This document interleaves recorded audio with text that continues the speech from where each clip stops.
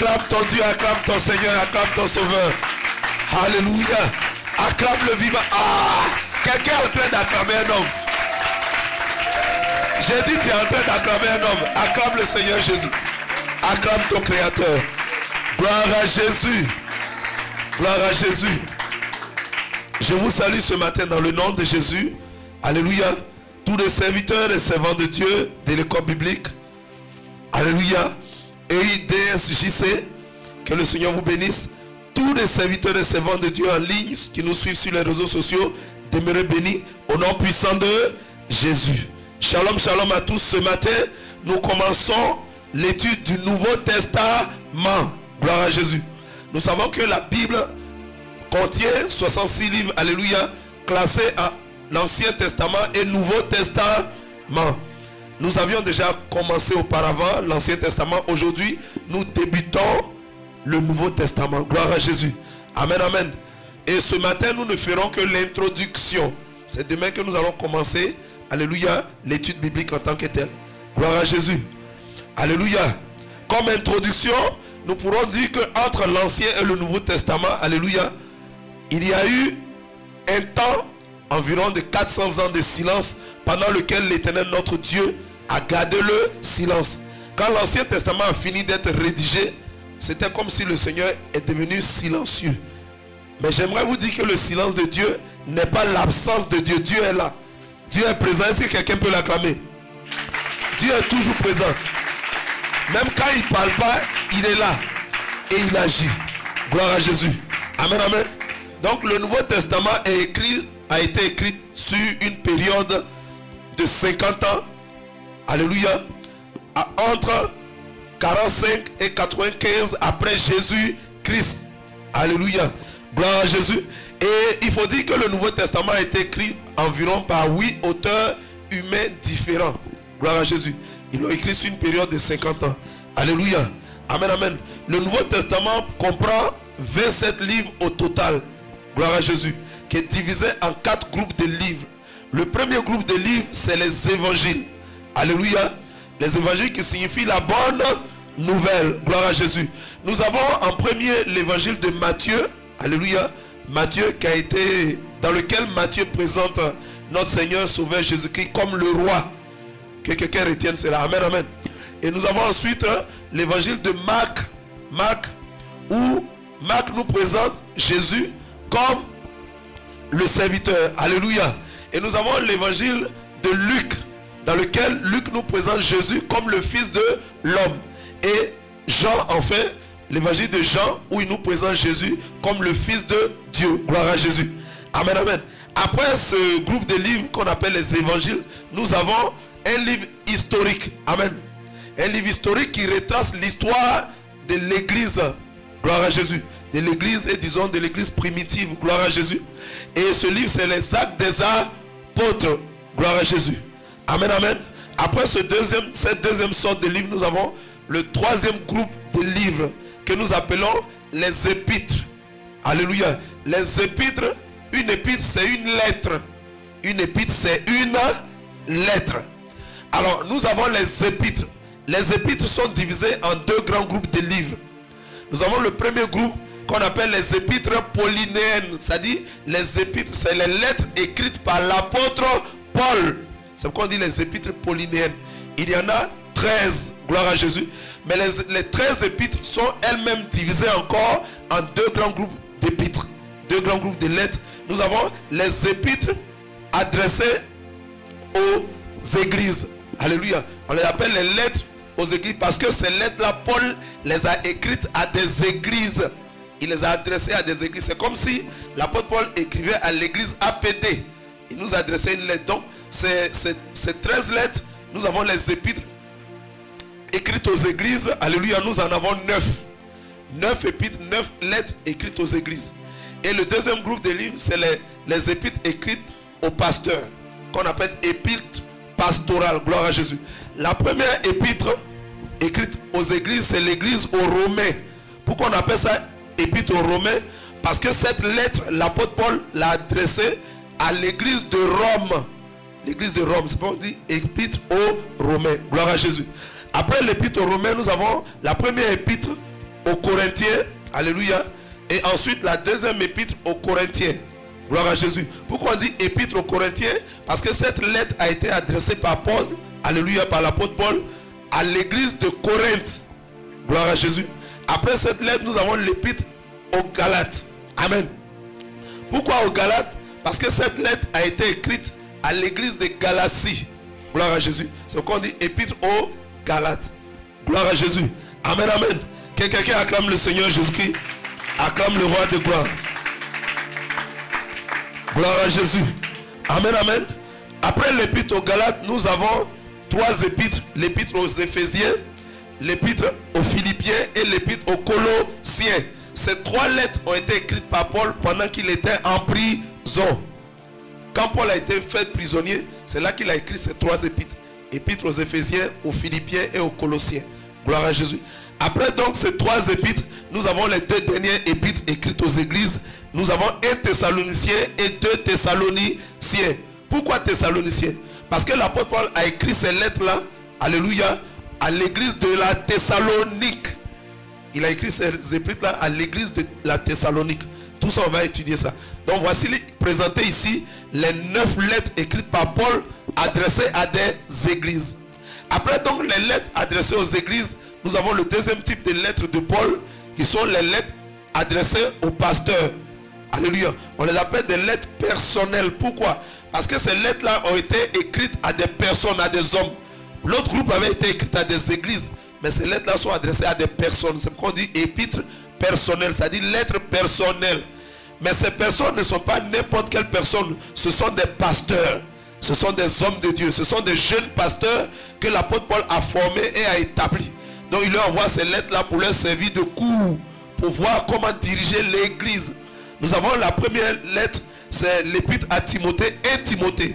Cette lettre était écrite au jeune pasteur Timothée, qui a été établi sur une église, alléluia, dont l'apôtre Paul doit le former. Nous avons la deuxième épître à Timothée, alléluia, toujours écrite à Timothée. Ce sont les épîtres pastorales. Et enfin, nous avons la troisième épître pastorale, la lettre à Tite. Tite aussi était un serviteur de Dieu. Amen. Gloire à Jésus. Quelqu'un comprend? Acclame le Seigneur si tu comprends bien. Donc on a vu 9 lettres. Et là il y a 4 lettres. Ça fait combien? Ça fait 13 lettres. Donc la dernière épître, c'est l'épître de Paul à Philémon. Paul a adressé cette lettre à Philémon. Gloire à Jésus. J'aimerais remarquer ici que l'épître à Philémon fait partie de la 4e lettre qui a été écrite par Paul en prison. Paul a écrit Philémon pendant qu'il était encore en prison. Il était prisonnier. Malgré qu'il est en prison, ça lui donne plus le temps d'écrire. Alléluia. D'écrire aux églises qu'il a bâties, qu'il a fondées. Gloire à Jésus. Amen, amen. Amen, amen. Acclamons le Seigneur Jésus-Christ de Nazareth.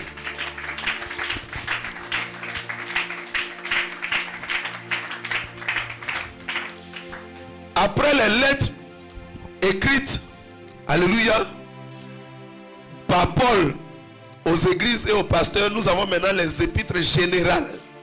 Gloire à Jésus. Amen, amen. On a dit que toutes les épîtres de Paul et générales, ça faisait 21 lettres. Le tout, toutes les épîtres. Celles de Paul et les épîtres générales font 21 lettres. On a déjà vu 13. Gloire à Jésus. Amen, amen. Donc, dans les épîtres générales, vous allez voir d'abord le premier livre, c'est l'épître aux Hébreux. Les Hébreux, vous connaissez bien les Hébreux. Amen. Ceux les descendants d'Hébert. Alléluia. Qui sont devenus par la suite les Juifs. Donc Paul a écrit, alléluia, aux Hébreux. J'ai dit Paul, ce n'est plus Paul. Alléluia. Cette lettre a été adressée aux Hébreux. Mais l'auteur de cette lettre est inconnu. On ne sait pas qui a écrit l'épître aux Hébreux. Gloire à Jésus. On a fouillé, on a cherché, mais on ne sait pas qui a écrit. C'est un auteur inconnu. C'est le Saint-Esprit, certainement lui-même. Gloire à Jésus. Acclame le Seigneur Jésus. Donc l'auteur de l'épître aux Hébreux est inconnu. Gloire à Jésus. Après Hébreux, nous avons Jacques. L'épître de Jacques. Alléluia. Nous avons ensuite 1 Pierre et 2 Pierre. Quelqu'un comprend? Amen, amen. Ensuite, nous avons les 3 épîtres de Jean. 1 Jean, 2 Jean et 3 Jean. Gloire à Jésus. Et les épîtres générales se terminent par le livre de Jude. Gloire à Jésus. Ça fait les 21 épîtres. Celles de Paul et celles des autres apôtres. Ça fait 21 lettres. Gloire à Jésus. Ça se termine par l'épître à Jude. La lettre adressée à Jude. Gloire à Jésus. Après ces trois groupes, ces trois sortes de livres, ces trois groupes de livres, nous avons le dernier groupe de livres qu'on appelle, alléluia, c'est une épître et une lettre. Alléluia. C'est un texte, un livre, gloire à Jésus, qui a été aussi écrit par l'apôtre Jean. L'apôtre Jean qui a écrit les évangiles de Jean. L'apôtre Jean qui a écrit 1 Jean, 2 Jean, 3 Jean. C'est encore lui qui a écrit le livre de Apocalypse. Donc le quatrième et dernier livre, c'est un livre prophétique, c'est un livre de prophétie qu'on appelle Apocalypse. Gloire à Jésus. Amen, amen. Donc vous voyez que l'Ancien Testament a 4 groupes de livres, en 39 livres, alléluia, divisé en 4 groupes de livres. Et le Nouveau Testament a 27 livres, divisés en 4 groupes de livres. Si on veut faire le résumé, vous allez voir que dans l'Ancien Testament, le premier groupe de livres s'appelle comment? Le Pentateuque, qu'on appelle aussi le livre de Moïse. Alléluia. Qu'on appelle aussi la Torah, que les Juifs appellent la Torah. C'est la même chose. Gloire à Jésus. Amen, amen. Et le deuxième groupe de livres, c'est les livres historiques. Il y en a 12. Gloire à Jésus. Après, nous avons les livres poétiques. Il y en a 5. Amen. Et nous avons les livres prophétiques, où nous avons 12 et 5. Ça fait combien? 17 livres prophétiques de l'Ancien Testament. Donc vous avez vu que ça s'est terminé par des livres prophétiques. Le Nouveau Testament aussi, les évangiles. Le livre historique, il y a un seul livre historique. Or, dans l'Ancien Testament, il y a combien de livres historiques? 12 livres historiques. Mais dans le Nouveau Testament, il y a un seul livre historique qui retrace l'histoire de l'Église. C'est l'Acte des Apôtres. Gloire à Jésus. Et nous avons ensuite les épîtres. Alléluia. Or, de l'autre côté, nous avons quoi? Les livres poétiques. Les 5 livres de poésie. Amen, amen. Et dans le Nouveau Testament, enfin, c'est le livre prophétique, le livre de prophétie qu'on appelle Apocalypse. Est-ce que quelqu'un a vu les 4 grands groupes de livres du Nouveau Testament? Ça fait 39 livres et ça fait 27 livres. Les 2 testaments font combien? 66 livres inspirés de Dieu. Gloire à Jésus. Est-ce que quelqu'un a retenu ça? La Bible que nous étudions, alléluia, inspirée de Dieu, comprend 66 livres. Notez ça bien. Si vous trouvez une Bible qui a 70 livres, qui a combien de livres? Ce n'est pas notre Bible. Amen. La Bible que nous étudions, c'est la Bible en 66 livres.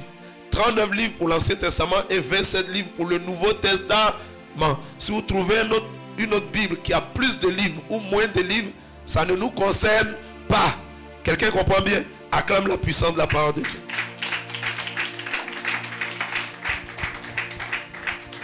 Alléluia. Gloire à Jésus. Je pense qu'aujourd'hui, nous allons nous arrêter à l'introduction. Alléluia. Demain, nous allons commencer véritablement à étudier, comment on appelle ça, le Nouveau Testament. Et nous allons débuter par les évangiles. Amen, amen. Quelqu'un a compris? Amen, amen. Aujourd'hui, c'est la première partie. Acclame le Seigneur encore. Qui a écrit le livre de Matthieu? Le livre de Matthieu a été écrit par Matthieu. Gloire à Jésus. Il a été écrit par Matthieu. Alléluia. L'un des disciples de Jésus-Christ. Je pense qu'on peut voir par même le personnage. Quand on veut étudier un livre, on voit le personnage. Amen, amen. Donc le livre de Matthieu a été écrit par Matthieu. Alléluia. Et nous allons voir que le personnage de Matthieu, Matthieu de son vrai nom, il s'appelle Lévi. Alléluia. Matthieu était un fonctionnaire, c'est-à-dire un collecteur, il était un publicain. Publicain veut dire collecteur d'impôts. Il est là pour encaisser l'impôt pour le compte des Romains. Matthieu était un collecteur d'impôts, il était à son poste en train d'encaisser les Juifs. Alléluia. Quand Jésus est venu le trouver, il a dit: toi, suis-moi. Et comme Matthieu était un publicain, il était un collecteur des impôts, les pharisiens n'aimaient pas Matthieu, ils n'aimaient pas non plus les autres collecteurs d'impôts. Alléluia. Parce qu'il est comme c'est eux qui encaissent, ils trouvaient que les collecteurs d'impôts parfois les escroquaient ou bien encaissaient plus qu'ils ne devaient. Gloire à Jésus. Donc ils n'aimaient pas les collecteurs d'impôts. Et Matthieu était un collecteur d'impôts. C'est pendant son service que Jésus l'a appelé. Et qu'est-ce qu'il a été obligé de faire? Comme toute personne appelée par notre Seigneur Sauveur Jésus-Christ, qu'est-ce que Matthieu a été obligé de faire? Il a été obligé d'abandonner son travail. Il a été obligé d'abandonner tout afin de pouvoir mieux suivre Jésus. Alléluia. Tu comprends que tu dois abandonner, alléluia, pour venir à Jésus et pour le servir. Il avait dit à Abraham, quitte ton pays, quitte ta patrie, quitte la maison de ton père. Gloire à Jésus. Et un jour, Matthieu reçut Jésus chez lui à la maison et il offrit un festin. Ça veut dire que c'est quelqu'un qui avait les mois. Il a offert un grand festin à notre Seigneur Sauveur Jésus-Christ de Nazareth. Et Jésus a bien mangé ce jour-là. Mais en compagnie de Matthieu, il y avait aussi ses autres collègues, collecteurs d'impôts. Le jour où Matthieu a invité Jésus, il y a ses collègues publicains, c'est-à-dire les collecteurs d'impôts qui sont venus avec lui. Et ils ont participé à cette fête. Donc, lorsque les pharisiens les ont vus, ils les regardaient avec mépris. Mais votre Jésus là, lui il vient, son travail c'est de venir manger avec les pécheurs, les voleurs. Alléluia. Alléluia. Vous voyez du temps de Jésus, qui suivait Jésus? C'était les pauvres, c'était les rejetés. Alléluia. Et il a dit de lui-même, il a dit, je ne suis pas venu pour les bien portants. Je suis venu pour ceux qui sont malades. Gloire à Jésus. Donc quand quelqu'un se sent en bonne santé, je voulais vous poser une question. Est-ce qu'on peut accorder le soutien à quelqu'un qui se dit qu'il n'a aucun besoin? Tu dis, moi j'ai aucun problème. Qui va t'aider? Tu dis, tu n'as pas de problème. Donc les pharisiens disaient, nous on est des docteurs de la loi, nous on a besoin de rien. Donc Jésus dit, c'est pas pour vous, je suis venu. Je suis venu pour les autres là. Gloire à Jésus. Et donc Matthieu l'a reçu. Jésus n'a jamais condamné ni rejeté un pauvre, un misérable. Alléluia. Un rejeté. Jésus ne rejetait pas les rejetés. Alléluia. Il les recevait avec compassion, avec amour. Il les soutenait. Alléluia. Mais au contraire, les pharisiens étaient condamnés par le Seigneur. Le Seigneur dit, pharisiens, aveugles. Vous dites que vous voyez alors que vous êtes des aveugles. Vous n'entendez ni ne comprenez la parole de Dieu. Gloire à Jésus. Donc voici comment Matthieu a été sélectionné par le Seigneur et Jésus a commencé à le former. Mais c'était un collecteur d'impôts. Et petit à petit, Jésus est parvenu à sa transformation totale. Quand ils ont dit à Jésus, mais Seigneur, pourquoi tu marches avec les voyous, avec les brigands? Qu'est-ce que Jésus a dit? Prenons nos Bibles. En Matthieu 9, verset 12-13. Matthieu chapitre 9, verset 12 et 13, rapidement.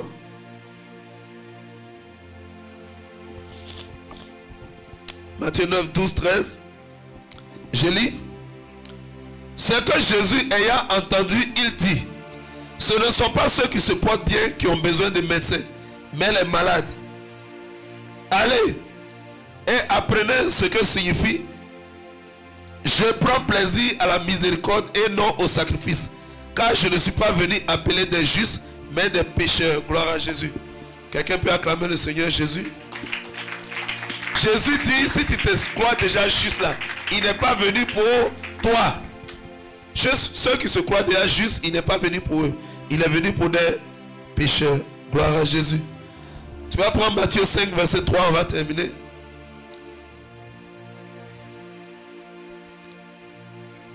Non, allons-y, Matthieu 5, verset 3. Matthieu 5, verset 3. Il dit, heureux les pauvres en esprit, car le royaume des cieux est à eux. Gloire à Jésus. Amen, amen. Jésus dit, heureux les pauvres en esprit, car le royaume de Dieu est à eux. Gloire à Jésus. Comme je le disais, Jésus a reçu avec compassion tous ceux qui étaient pauvres, tous ceux qui étaient malades, tous ceux qui étaient rejetés. Alléluia. Amen, amen. Mais il ne prenait pas souvent plaisir aux pharisiens. Quelqu'un comprend?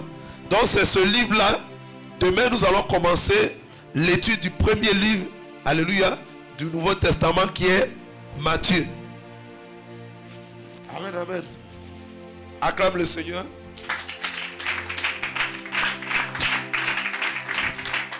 Gloire à Jésus. Amen, amen. Amen, amen. Et on va terminer Matthieu chapitre 9. Retournons à 9.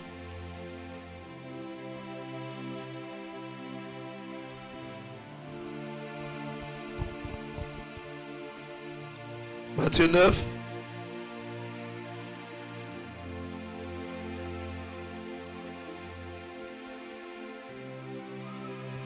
Matthieu chapitre 9, verset 10. Matthieu 9, verset 10. Et nous lisons les Écritures. Il dit, comme Jésus était à table dans la maison, voici beaucoup de publicains et des gens de mauvaise vie vinrent se mettre à table avec lui et avec ses disciples. C'est ce que je vous disais. Quand Matthieu a invité Jésus chez lui, plusieurs publicains sont venus. C'est-à-dire les collègues de Matthieu, ceux qui encaissaient l'impôt. Quand on dit un collecteur d'impôt, c'est il encaisse l'argent. Il encaisse l'impôt. Alléluia. Amen, amen. C'était du temps des Romains. Donc il encaissait l'impôt pour le compte des Romains. Gloire à Jésus. Et on va terminer Matthieu 13, verset 15. Allons-y à Matthieu 13. Gloire à Jésus. Matthieu 13, verset 15, je lis. Il dit, car le cœur de ce peuple est devenu insensible. Alléluia. Car le cœur de ce peuple est devenu insensible. Ils ont endurci leur cœur et ils ont fermé les yeux. De peur qu'ils ne voient de leurs yeux et qu'ils n'entendent de leurs oreilles. Qu'ils ne comprennent, alléluia, de leur cœur, qu'ils ne se convertissent et que je ne les guérisse. Jésus soupirait après toutes ces personnes, alléluia, égarées. Mais parmi ces personnes égarées, il y avait également les pharisiens, les docteurs de la loi. Mais eux, ils ne reconnaissaient pas qu'ils étaient des pécheurs ou des gens qui avaient besoin d'aide. C'est pourquoi Jésus s'est concentré sur les rejetés, les pauvres, les affligés. Alléluia. Les paralytiques. Jésus se concentrait sur ceux qui avaient besoin de lui. Est-ce que quelqu'un peut acclamer le Seigneur? On va dire merci au Seigneur. Aujourd'hui, comme je l'ai dit, c'est juste l'introduction. Demain, nous allons commencer l'évangile selon Matthieu. Amen. Donc c'était juste l'introduction du Nouveau Testament et du personnage de Matthieu. Nous allons continuer demain. Père de gloire, nous voulons te dire merci ce matin. Tu nous as donné le plan d'étude du Nouveau Testament. Alléluia. Tu nous as donné les différents compartiments, les différents livres. Nous voulons suivre ta parole. Nous voulons méditer ta parole. Nous voulons la comprendre. Nous voulons lire les Écritures tous les jours afin que tu nous nourrisses et que nous grandissions spirituellement. Nous puissions croître selon ta volonté. Au nom de Jésus, nous avons prié. Nous te recommandons encore demain, lorsque le Nouveau Testament, enseignement et études bibliques, partie 1, Nouveau Testament, la partie 1, prends-en le contrôle et continue de nous révéler les mystères de ta parole. Au nom puissant de Jésus, nous avons prié. Quelqu'un dit merci et quelqu'un acclame le Seigneur très très fort. Amen, amen. Shalom à vous. À demain pour la deuxième partie du Nouveau Testament. Shalom.